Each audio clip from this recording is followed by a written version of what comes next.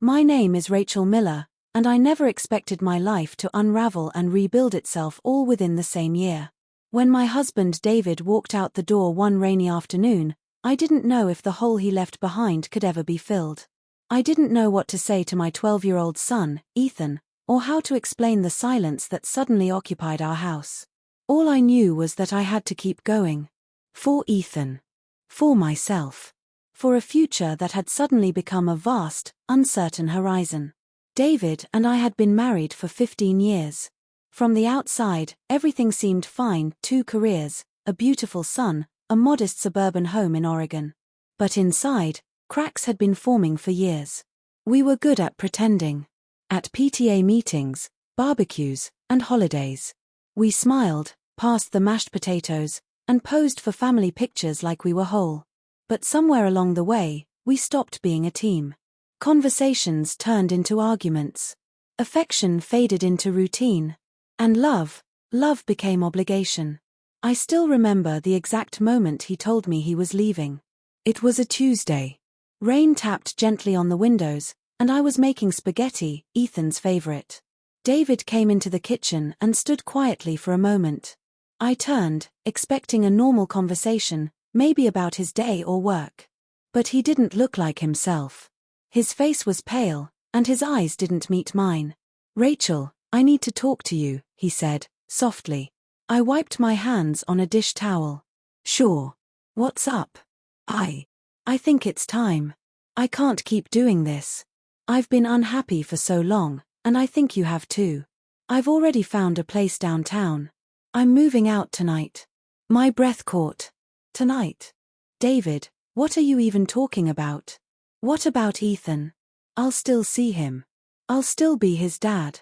But I can't stay here anymore. We've both known this was coming. And just like that, he walked out. No tears. No yelling. Just the quiet closing of the door and the fading sound of his car engine. I stood there for what felt like an hour, staring at the spaghetti boiling on the stove. Ethan came into the kitchen a few minutes later. He looked up at me, sensing something was wrong. "Where's Dad?" "He had to go," I said, swallowing the knot in my throat. "He'll be staying somewhere else for a while." Ethan didn't ask more. He just nodded, sat down, and quietly ate dinner. The days that followed were heavy. I went to work, kept the house clean, packed Ethan's lunches, and helped him with homework, but everything felt mechanical. My emotions were locked up somewhere I couldn't reach. At night, after Ethan went to bed, I'd sit on the couch in silence, unsure of what to do with myself. I missed David, but I also hated him for giving up. I felt abandoned. Rejected. But most of all, I felt like I had failed. About 2 weeks after David left, something unexpected happened. Ethan and I were sitting on the porch one evening. It had finally stopped raining, and the air smelled like wet grass and pine trees. We were sipping hot chocolate, a small ritual we'd started in an attempt to bring some normalcy back. Ethan turned to me and asked, "Mom, are you okay?" I looked at him, surprised. I'm trying, sweetheart. It's been hard." "I know," he said. "But I think it's better this way." His words stunned me. "What do you mean?" He looked down at his mug, swirling the liquid inside. "You were always sad when Dad was here. You smiled less.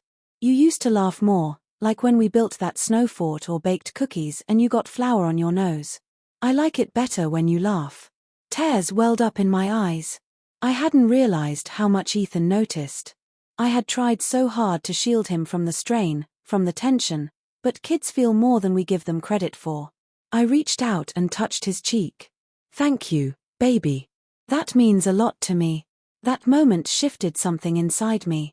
My son, so young, yet so wise, was telling me that it was okay to let go. That it was okay to find joy again. For the first time in weeks, I felt like I could breathe.